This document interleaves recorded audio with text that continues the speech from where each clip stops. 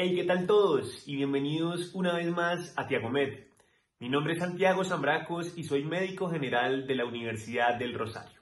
El día de hoy, aquí en el canal estaremos hablando acerca de uno de los temas más importantes en la práctica clínica, que es la falla cardíaca. La falla cardíaca puede estudiarse tanto desde el contexto agudo como desde el contexto crónico. Específicamente en esta serie de 2 videos estaremos hablando acerca de la falla cardíaca crónica. En este primer video nos dedicaremos a hablar acerca de la definición de la fisiopatología, las manifestaciones clínicas, el diagnóstico y la clasificación, mientras que en el segundo video estaremos hablando ya un poco más acerca del abordaje terapéutico de la falla cardíaca. Comencemos a hablar entonces de lo que es la insuficiencia cardíaca crónica. Para revisar este tema, les recomiendo estas referencias bibliográficas, las dejaré anexadas en la descripción del video. Fue con ellas que basé esta revisión. Y sin más, como siempre acostumbramos a hacer, para poder comenzar a hablar de un tema hay que definirlo. Entonces, definamos lo que es la insuficiencia cardíaca crónica. Esta se define como un síndrome clínico, es decir, que consta de síntomas y signos cardinales que son secundarios a una anomalía estructural o funcional del corazón que dan como resultado presiones intracardíacas elevadas y, ojo con esto, lo más importante, un gasto cardíaco inadecuado o insuficiente. Es por eso que se llama insuficiencia cardíaca, porque el gasto cardíaco es insuficiente. Entonces, ¿qué hay que apreciar puntualmente de esta definición? Que requiere síntomas y signos, que requiere objetivamente una evidencia de una anomalía estructural o funcional y que estas dos en conjunto deben traducirse en un gasto cardíaco inadecuado. Entonces, ¿por qué se produce una insuficiencia cardíaca? ¿Qué es lo que puede hacer que a mí el corazón me falle? Entonces, para responder esta pregunta, pues debemos saber qué es lo que significa el gasto cardíaco. Si yo estoy hablando de que este es insuficiente, pues debo comprender lo que significa. El gasto cardíaco no es más que la cantidad de sangre que eyecta el corazón en un minuto. Y esta cantidad es de 5 litros por minuto. ¿Y de dónde sacamos nosotros este valor?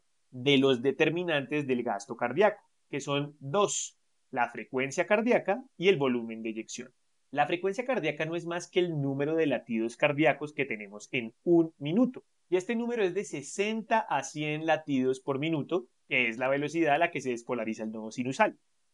El volumen de eyección es la cantidad de volumen eyectado por el ventrículo izquierdo en cada latido, que este es de 60 a 80 mililitros por latido. Si yo multiplico estos dos valores, me va a dar un rango en el cual el promedio se va a encontrar en 5 litros por minuto. A su vez, el volumen de eyección está determinado por tres variables más, que son la precarga, la poscarga y la contractilidad. La precarga no es más que la cantidad de sangre que llega a los ventrículos, es decir, la sangre que llega por las venas cavas o por las venas pulmonares a la aurícula derecha y a la aurícula izquierda sería en la precarga. La poscarga, por su parte, se define como cualquier tipo de resistencia que se oponga a la salida de la sangre de los ventrículos. ¿Eso qué quiere decir? Si yo, por ejemplo, tuviese una estenosis de la válvula pulmonar o una estenosis de la válvula aórtica que se oponen a que la sangre salga de los ventrículos, pues estoy aumentando la resistencia. Por lo tanto, estoy aumentando la poscarga. Y la contractilidad no es más que la propiedad o la capacidad del músculo cardíaco de ejercer la contracción muscular. Entonces, si yo aumento la precarga o aumento la contractilidad, pues mi volumen de eyección va a aumentar. Y si mi volumen de eyección aumenta, consigo el gasto cardíaco también va a aumentar. ¿De acuerdo? Mientras que con la poscarga funciona al revés, porque si yo aumento la poscarga, es decir, aumento la resistencia, pues el volumen de eyección va a ser menor, porque la sangre no puede salir. Y si el volumen de eyección es menor, pues el gasto cardíaco va a ser menor. Entonces, estos son los tres determinantes del volumen de eyección. Y es con base en estos determinantes que vamos a categorizar las etiologías responsables de la insuficiencia cardíaca, teniendo tres grupos fundamentales. Un grupo que son las arritmias, llámense taquiarritmias, bradiarritmias, que me van a comprometer particularmente la frecuencia cardíaca y con ello el gasto cardíaco. Y vamos a tener otros dos grupos, un primer grupo que es aquellos que comprometen la precarga o la poscarga, y un último grupo que me compromete la contractilidad, que es la enfermedad del miocardio propiamente dicho, es decir, un miocardio dañado que no se puede contraer. Entonces, en estas tres categorías vamos a distribuir a todas las posibles enfermedades que me pueden desarrollar una insuficiencia del gasto cardíaco. Así pues, la guía pasada a esta última que tenemos nos mostraba esta tabla muy atractiva en donde se dividen las causas según esas categorías que les acabo de nombrar. Miocardio enfermo, anormalidades en la precarga o en la poscarga y arritmias. Entonces, si se dan cuenta, son un sinfín de causas, son muchísimas, pero a grosso modo, ¿qué podemos resaltar? Cuando yo estoy hablando, por ejemplo, de un miocardio enfermo, hay varias subcategorías que podemos encontrar. Que el miocardio se me enferme por una enfermedad cardíaca isquémica, es decir, se tapó una coronaria y no le llegó sangre al miocardio, por lo tanto comienza a fallar. Daño por tóxicos, ya sea por drogas, ya sea por metales pesados, ya sea por medicamentos, ya sea por radiación, en donde las células miocárdicas dejarán de funcionar. Daño inmunomediado e inflamatorio. Entonces, pues la inflamación puede ser o secundaria a una infección o sencillamente no secundaria a una infección, en donde podemos encontrar especialmente todo el componente autoinmune. Y a mí una infección, una enfermedad autoinmune me ataca las células miocárdicas, estas morirán y por lo tanto el miocardio se enfermará.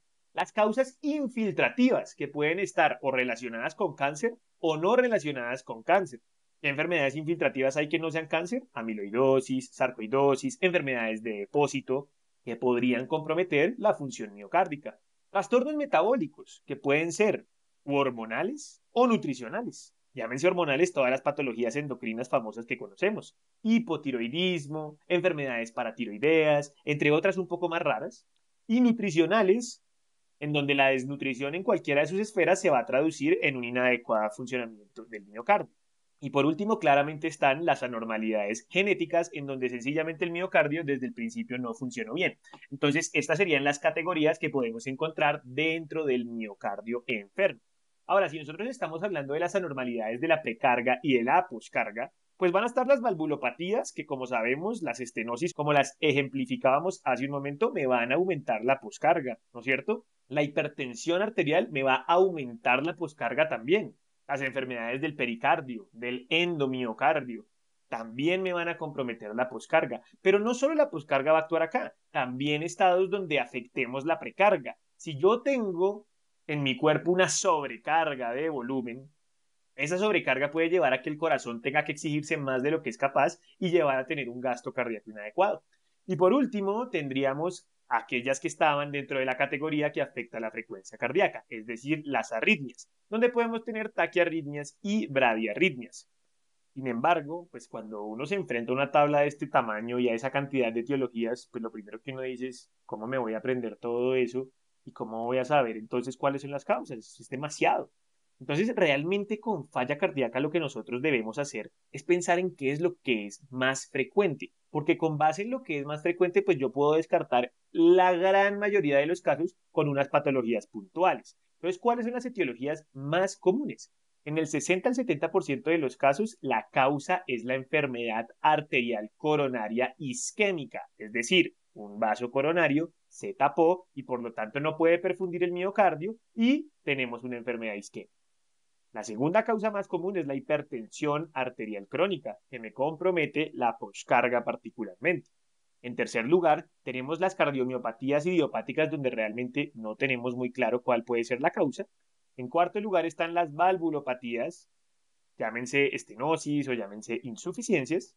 Luego tenemos las arritmias, que pueden ser taquiarritmias o bradiarritmias, la obesidad, la diabetes y los tóxicos. Y esto es probablemente lo que verdaderamente debamos recordar, al menos para un abordaje inicial, en donde la gran mayoría de los pacientes se quedarán en estas etiologías.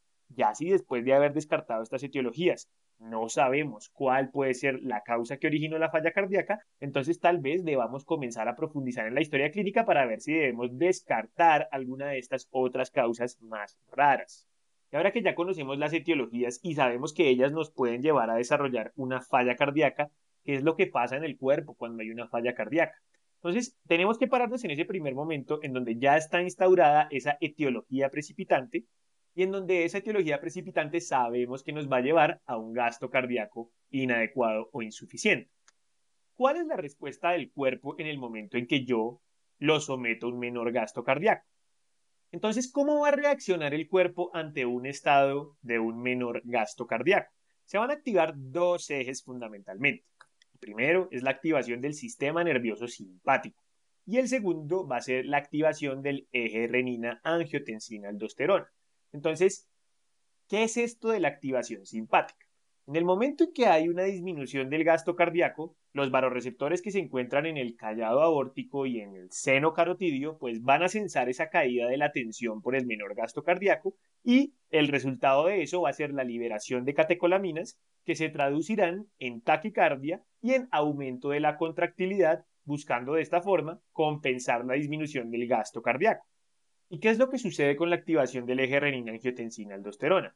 Cuando tenemos un menor gasto cardíaco, pues al riñón le va a llegar menos sangre. Y al llegarle menos sangre, pues eso estimulará la liberación de renina. Esa renina activará el eje renina-angiotensina-aldosterona y estas sustancias, angiotensina y aldosterona, se encargarán de estimular la vasoconstricción y la retención de agua y sodio por parte de los túbulos renales. ¿Por qué? Porque el riñón interpreta que si le está llegando poca sangre es porque hay poca sangre. Él no sabe que el corazón está teniendo una complicación que hace que entre en insuficiencia. Entonces lo que él hace es retener el agua pensando que al cuerpo le falta líquido y vasoconstriñe con el fin de no perder la tensión arterial. La vasoconstricción se traducirá, por supuesto, en la elevación de la tensión arterial y la retención de agua y sodio, pues se traducirá en un mayor volumen de agua corporal. Sin embargo, como sabemos, realmente al cuerpo no le falta agua. La sangre se está acumulando toda cascada atrás del corazón porque el corazón como bomba no está funcionando y no lo está pudiendo sacar. Entonces la sangre se queda en todo el lecho venoso de la cava superior e inferior para atrás y entonces este lecho venoso va a estar supremamente lleno de líquido acumulado. ¿Esto qué va a generar? Que particularmente en la aurícula derecha, al estar toda esta sangre acumulada, se distiendan las fibras auriculares, liberando estas sustancias que se llaman los péptidos natriuréticos, que como su nombre nos lo dicen, su efecto es hacer la natriuresis, es decir, orinar y perder sodio.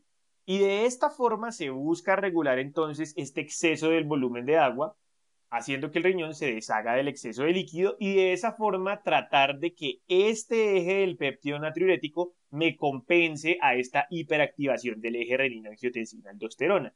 E inicialmente esto funciona y logramos un equilibrio en el cual realmente la retención de agua todavía no es tan marcada. Sin embargo, eventualmente el péptido natriurético no va a lograr compensar la hiperactivación del eje renina-angiotensina-aldosterona y va a ser inevitable la elevación de la tensión arterial y el mayor volumen de agua. Entonces, estas cuatro situaciones de taquicardia, aumento de la contractilidad, elevación de la tensión arterial y mayor volumen de agua se van a traducir en las siguientes consecuencias. La primera de ellas, la hipertrofia cardíaca. Si a los ventrículos les llega más agua y adicionalmente tienen que enfrentarse a una mayor poscarga por culpa de la elevación de la tensión arterial, pues van a tener que crecer el músculo para poder sacar la sangre y poder garantizar un gasto cardíaco. La segunda consecuencia que vamos a tener es la dilatación ventricular. Por supuesto, en consecuencia a esta llegada de mayor cantidad de sangre y mayor poscarga. Vamos a tener además un gasto metabólico inadecuado, porque es que estas células miocárdicas no están acostumbradas a tener un gasto metabólico tan alto en donde tienen que enfrentar una alta resistencia y una gran cantidad de volumen. Por lo tanto, van a gastar mucha energía para poder satisfacer esta demanda. Y el problema de gastar mucha energía es que genera mucho estrés oxidativo. Y el estrés oxidativo se traduce en muerte celular, apoptosis. Entonces es aquí en donde al morir estas células miocárdicas comienza a ocurrir la remodelación tisular. En el desarrollo de la enfermedad, mientras se va perpetuando toda esta serie de mecanismos, la primera manifestación de la falla cardíaca va a ser una disfunción diastólica, en donde habrán crecido los ventrículos, habrá crecido la pared ventricular y por lo tanto la cantidad de sangre que puede caber en un ventrículo va a ser menor, porque la cavidad redujo su tamaño a costa de crecer el músculo y por lo tanto el llenado ventricular se va a comprometer, que es lo que ocurre durante la diástole, el llenado de los ventrículos, que ahora no se van a llenar tanto como lo hacían antes porque sencillamente no hay espacio.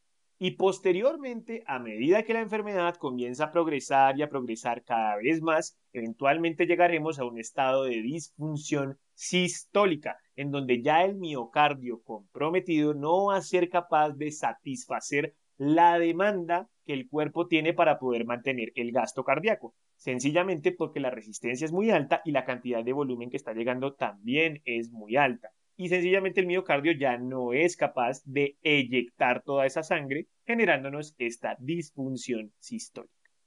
Ahora que ya hemos entendido cuáles son las causas y cómo me produce eso un estado de insuficiencia cardíaca, comencemos a hablar entonces de cómo se va a manifestar clínicamente el paciente que tiene falla cardíaca.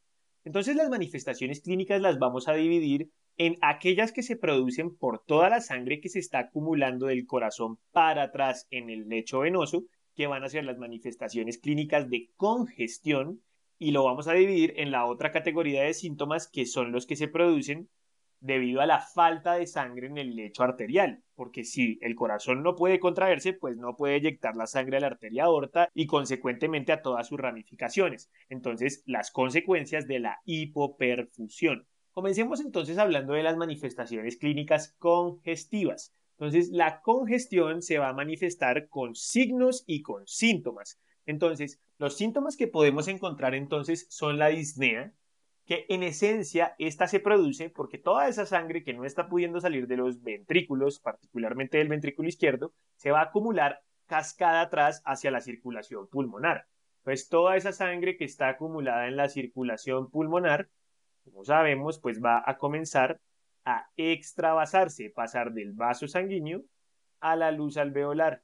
Y entonces a mí se me va a llenar esta luz alveolar de líquido, lo cual va a impedir el adecuado intercambio gaseoso entre el oxígeno y el dióxido de carbono. Y por lo tanto, eso me va a generar disnea, ¿correcto?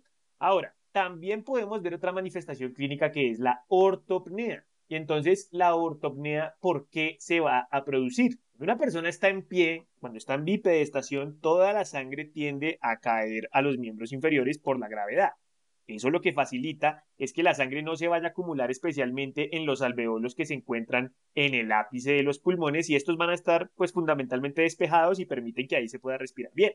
Pero si la persona está acostada, toda el agua se va a distribuir a lo largo de las luces alveolares, generándome esto que se llama la ortopnea, que es el empeoramiento de la disnea cuando la persona está acostada, porque ya no le favorece la gravedad para dejar despejados los sacos alveolares que se encuentran en los ápices. Vamos a tener también la disnea paroxística nocturna, que la disnea paroxística nocturna pues hace referencia a que durante la noche lo despierta la dificultad para respirar, por supuesto porque está acostado. Entonces sencillamente es una ortopnea que lo despierta durante la noche. Tenemos la vendopnea, que también es otra manifestación, que se define básicamente como la disnea al amarrarse los zapatos o en otras palabras, al flexionar el tronco hacia anterior.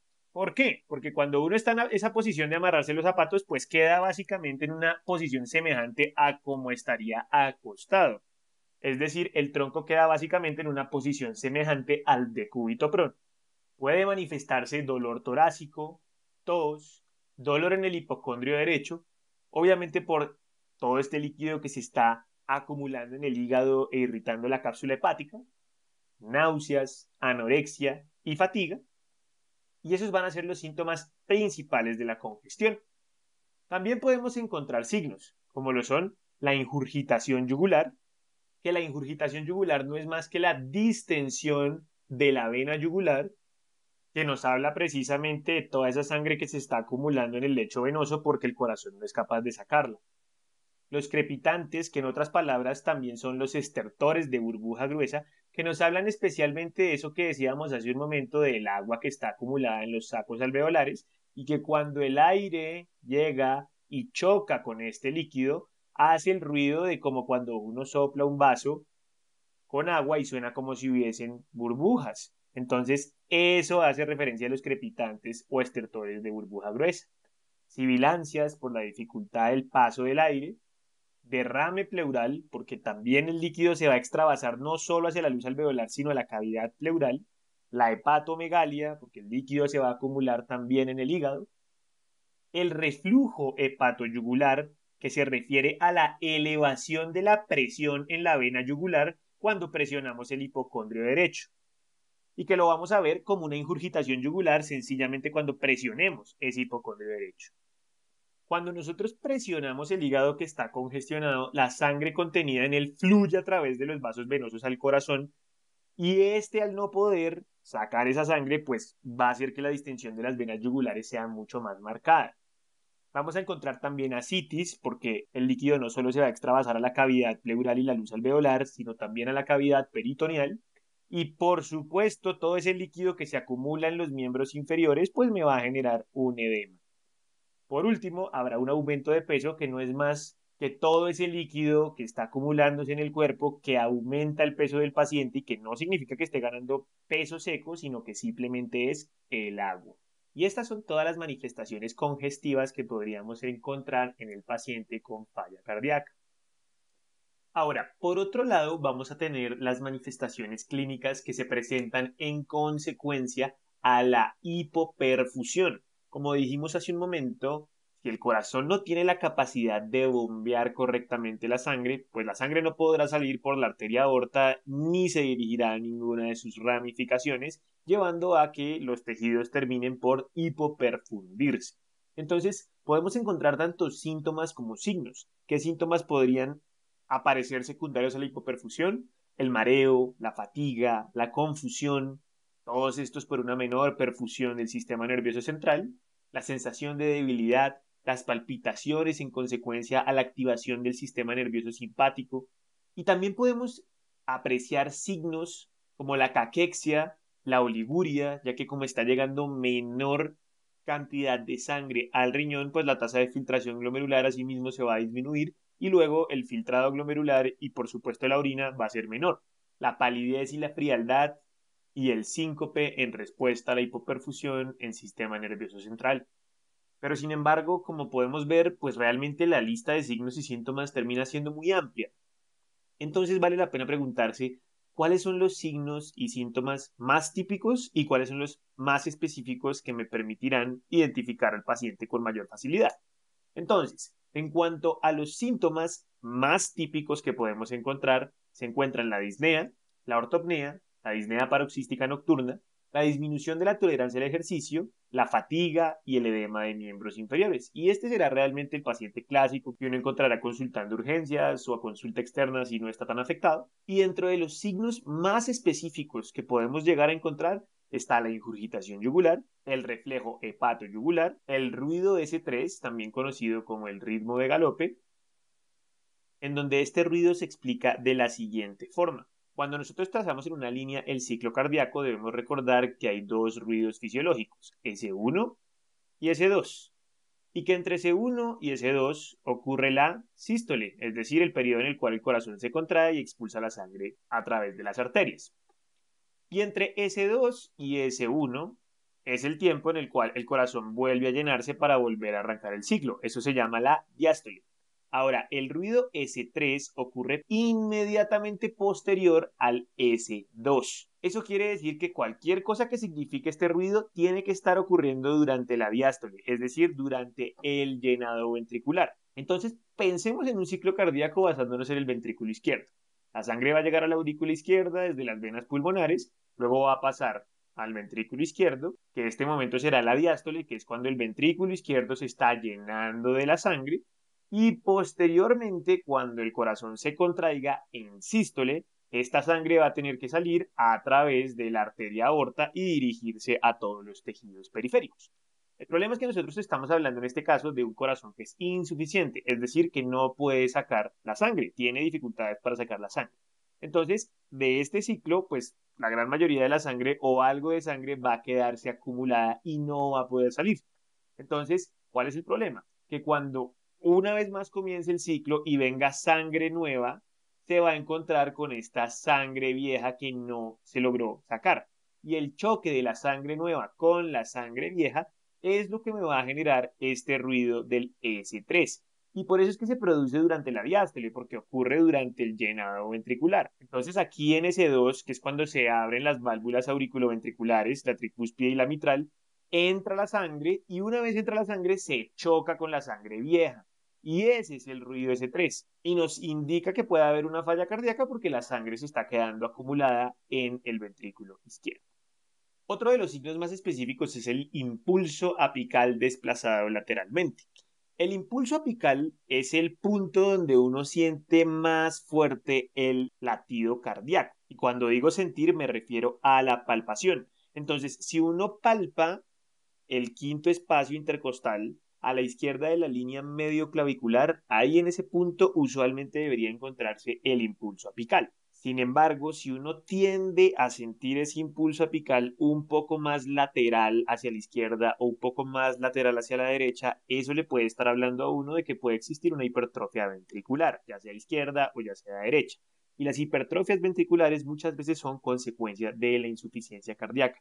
Entonces es uno de los signos más específicos con los que contamos para el diagnóstico de esta enfermedad. Y con estos signos y síntomas debería ser suficiente para poder identificar al paciente con una posible falla cardíaca.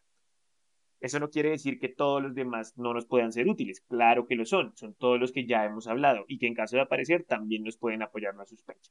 Entonces, en teoría ya sabemos cómo se nos va a presentar el paciente con falla cardíaca, ya sea en el servicio de urgencias o en el servicio de consulta externa. Ahora, si nosotros tenemos la sospecha, dadas las manifestaciones clínicas, ¿cuáles son las pruebas complementarias que vamos a solicitar de ese paciente para confirmar que pueda tener esa falla cardíaca? Entonces, si yo tengo esta sospecha, las pruebas que yo le voy a solicitar básicamente son 4. Péptidos natriuréticos, el electrocardiograma, el ecocardiograma transtorácico y la radiografía de tórax. Estos 4 paraclínicos estarán orientados específicamente para identificar que el paciente pueda tener una falla cardíaca.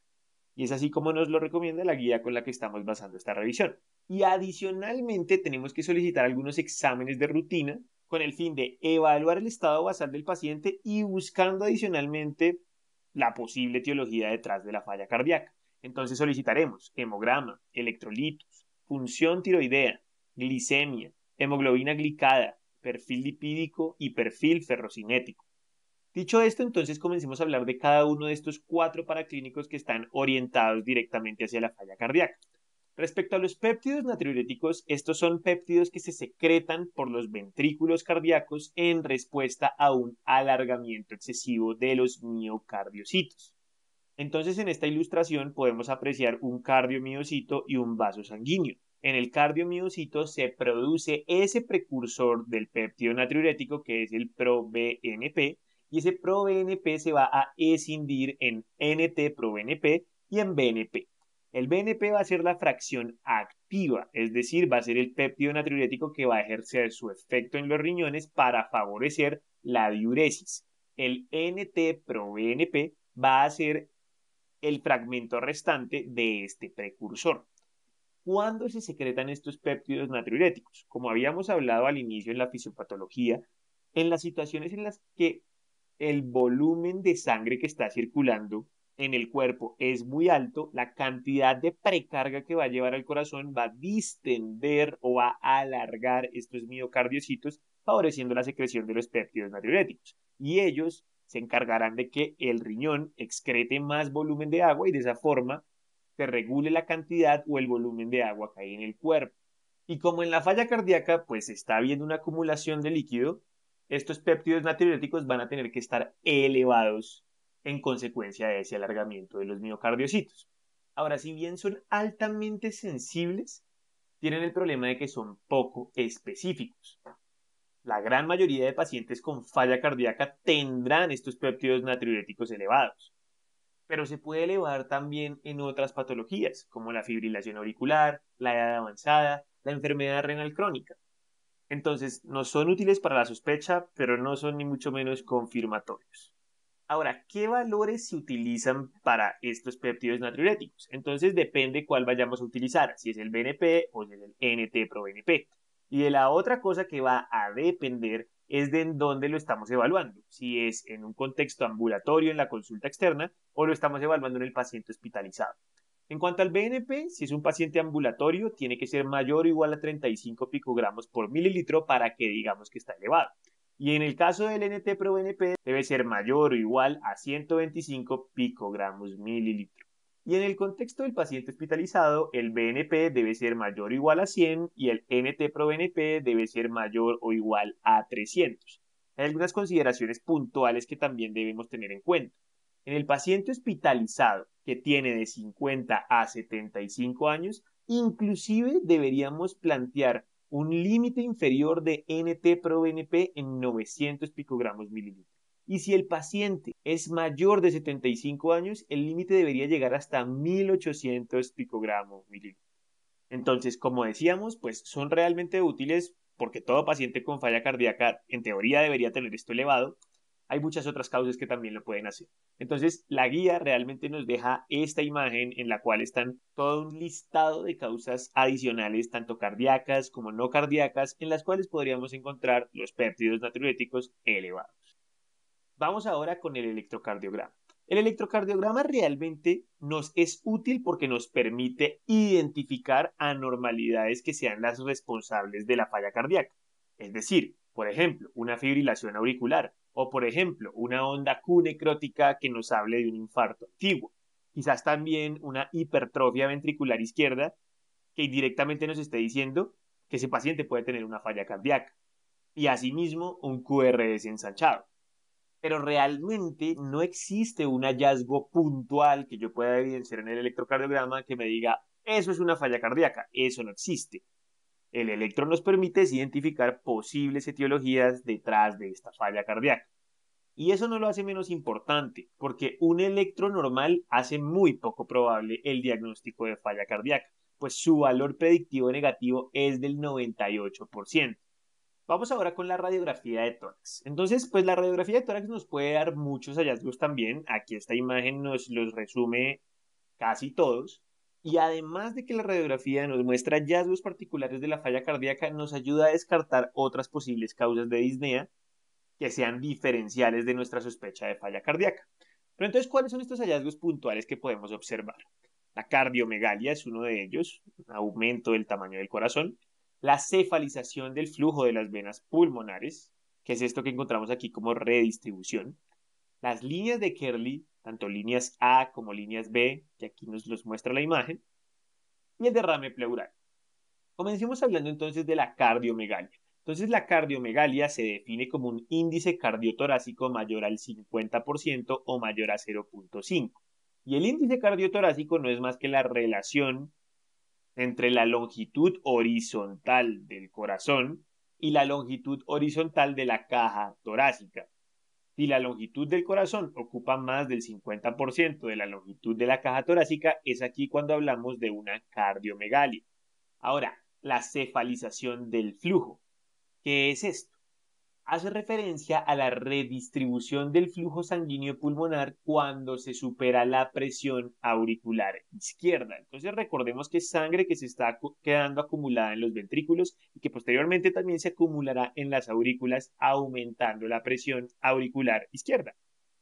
Cuando nosotros estamos en una condición fisiológica basal sana, realmente los vasos que están abiertos en el pulmón son especialmente aquellos que están en las regiones inferiores, las regiones basales. Por supuesto, tiene mucho que ver con la gravedad. Sin embargo, cuando esta presión auricular izquierda aumenta, pues la sangre comienza a perfundir vasos de regiones más apicales y por lo tanto podemos comenzar a apreciar más la trama vascular superior en la radiografía de tórax. Es por eso que le llamamos la cefalización del flujo, porque cefalización hace referencia a que va hacia arriba un poquito el flujo y es precisamente por la explicación que acabamos de dar. El derrame pleural. Entonces el derrame pleural se evidencia con el signo del menisco, que básicamente significa que no podemos apreciar el receso costodiafragmático, ya que está lleno de líquido. En la falla cardíaca suele ser bilateral y en caso de que sea unilateral, predomina en el lado derecho más que en el lado izquierdo. Ahora, la razón por la que predomina en el lado derecho es porque en una falla cardíaca, especialmente cuando existe crecimiento auricular derecho, la aurícula derecha oprime a la vena ácigos y a la vena pulmonar derecha, lo cual hace que el líquido termine por extravasarse hacia la cavidad pleural, pero del lado derecho, no del lado izquierdo. Y por último, vamos a encontrar las líneas de Kerley. Entonces, las líneas de Kerley son un signo de edema pulmonar. Hacen referencia a la fuga de líquido al intersticio interlobulillar y peribronquial. Podemos encontrarlas del tipo A o del tipo B. Las líneas A hacen referencia a aquellas que se originan desde el ilio hacia la periferia y lo hacen en un sentido oblicuo o diagonal. Son largas. Mientras que las líneas B son líneas que son horizontales y que se encuentran en la periferia cerca de los ángulos costofrénicos. Entonces, aquí podemos ver una imagen donde se ven mejor. Entonces, esta línea de acá, esas serían líneas B de Kerley. Ahora, miremos las líneas A. Entonces dijimos que las líneas A son oblicuas y que son largas. Entonces aquí yo puedo apreciar una línea A de Kerley. Aquí también en teoría podría apreciar otra línea A de Kerley. Y existen unas líneas C que en este caso van a ser oblicuas y se van a encontrar en la periferia. Sin duda las más comunes son las líneas B de Kerley, son las más fáciles de identificar. A veces las líneas A son difíciles de diferenciar de la trama vascular, pero las líneas B son más fáciles de identificar porque en la periferia no deberían haber estas líneas. Entonces nos deben hacer sospechar un posible edema pulmonar. Y por último nos queda el examen más importante en el diagnóstico de la falla cardíaca, que es el ecocardiograma transtorácico. Es el examen clave para evaluar la función cardíaca, ya que nos permite determinar las siguientes variables: la fracción de eyección ventricular, es decir, qué tanta sangre está pudiendo sacar ese ventrículo, los tamaños de las cavidades, buscando descartar hipertrofias tanto auriculares como ventriculares, las anormalidades en la movilidad de las paredes ventriculares, especialmente en el contexto de los infartos que nos dejan con hipoquinesias localizadas, la hipertensión pulmonar, que podría explicar, por ejemplo, una falla cardíaca derecha, y qué tal está la función sistólica y diastólica. Entonces, el ecocardiograma transtorácico en un paciente en el que yo sospecho esa falla cardíaca me va a dividir el paciente en dos posibles categorías: aquellos que tienen la FEBI reducida, es decir, la fracción de eyección ventricular reducida, y estos pacientes pueden tener o una disfunción global o una disfunción segmentaria. Si tienen una disfunción global, hay que evaluar cardiomiopatías que puedan comprometer globalmente al corazón. Pero si la disfunción es segmentaria, tenemos que preguntarnos si a lo mejor es que alguna arteria coronaria está obstruida y que eso está haciendo que haya una hipoperfusión localizada y consecuentemente una disfunción segmentaria. En todo caso, independientemente de cuál sea la etiología, debemos tratar al paciente con el diagnóstico de falla cardíaca con FEBI reducida, siempre y cuando tenga adicionalmente las manifestaciones clínicas. Y la otra posible categoría es aquel paciente que queda con una fracción de eyección normal. Esto no necesariamente descarta que el paciente tenga falla cardíaca. ¿Por qué? Porque puede tener perfectamente una valvulopatía, puede tener una hipertrofia ventricular, una hipertrofia auricular izquierda, y en ese caso estaríamos hablando potencialmente de una falla cardíaca con FEBI preservada. ¿Listo? Pero si nuestro paciente no tiene realmente alteraciones estructurales, no tiene una fracción de eyección disminuida y al contrario se encuentran normal los tamaños, normal la FEBI, pues ese paciente va a ser un paciente que lo más probable es que no tenga falla cardíaca y nos obligue a considerar otros posibles diagnósticos. Y entonces ya con esta sospecha clínica y con estas pruebas en mano, ¿cómo podemos hacer nosotros el diagnóstico? Entonces la guía nos ofrece el siguiente algoritmo.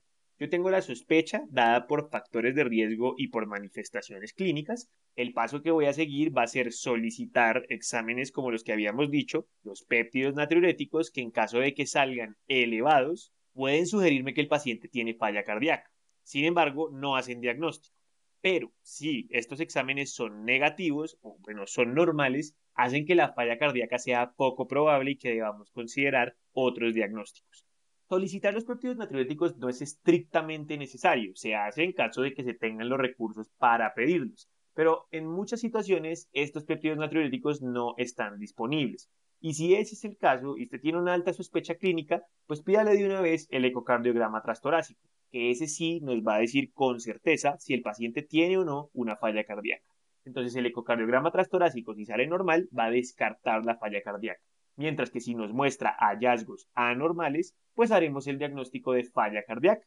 Una vez se confirma este diagnóstico, debe caracterizarse el fenotipo con base en la fracción de eyección del ventrículo izquierdo.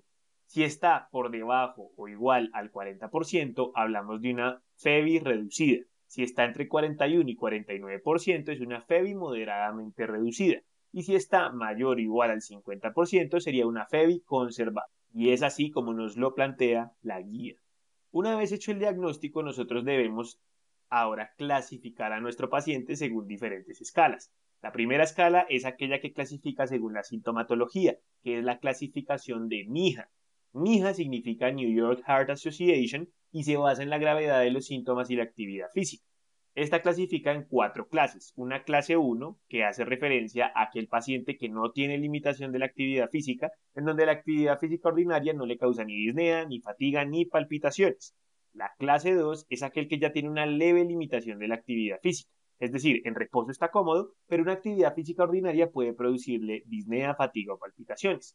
Clase 3 es el que ya tiene una marcada limitación de la actividad física, en donde en reposo está bien, pero una pequeña actividad ordinaria puede producir los síntomas. Y el que ya está en NYHA clase 4 es aquel que tiene una incapacidad de llevar a cabo cualquier actividad física y tiene inclusive las manifestaciones en reposo. Pues, por ejemplo, el paciente que inclusive peinándose siente esa sensación de malestar.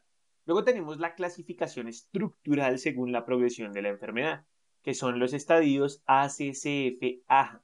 Entonces tenemos 4 estadios, en donde realmente los estadios que corresponden a la falla cardíaca son el C y el D. Pero entonces, bueno, el estadio A o la etapa A hacen referencia al paciente que está en riesgo de falla cardíaca. Es decir, tiene un riesgo de insuficiencia cardíaca alto, pero todavía no tiene daños estructurales ni tiene manifestaciones clínicas.